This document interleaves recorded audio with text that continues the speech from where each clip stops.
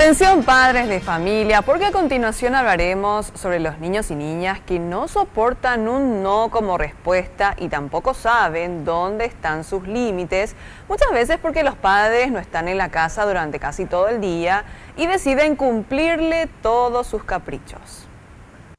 Los llamados niños y niñas emperadores son aquellos quienes toman el control de sus padres, deciden cuándo comer, qué desean hacer y no saben lo que significa tener límites. Y es que sus padres, por falta de tiempo y para sobrellevar el sentimiento de culpa, decidieron comprarle todo lo que piden al instante. El licenciado Luis Fernando Ramírez explica que las consecuencias pueden ser muy peligrosas y perjudiciales. ¿Por qué llegamos a esto?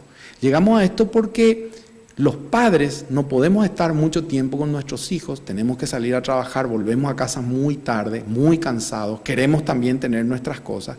Entonces nos resulta económico en la primera infancia darle al niño cosas, calmarle al niño con cosas que vienen de afuera hacia adentro. Entonces no nos ponemos exigentes en lo que comen, no nos ponemos exigentes en los horarios, en los tiempos, en las formas, en una hora de comer, en qué va a comer.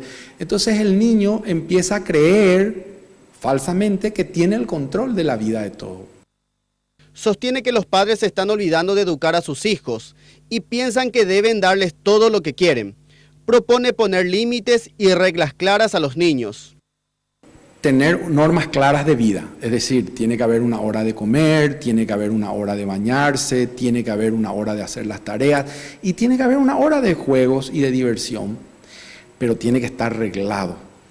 Segundo, busquemos los pocos momentos, pero busquemos momentos para estar con nuestros hijos, para irnos a la plaza, para chutar la pelota, para pasearnos en bicicleta, para estar. Eso es insustituible, no se sustituye con ningún regalo intergaláctico que le puedas dar a tu hijo.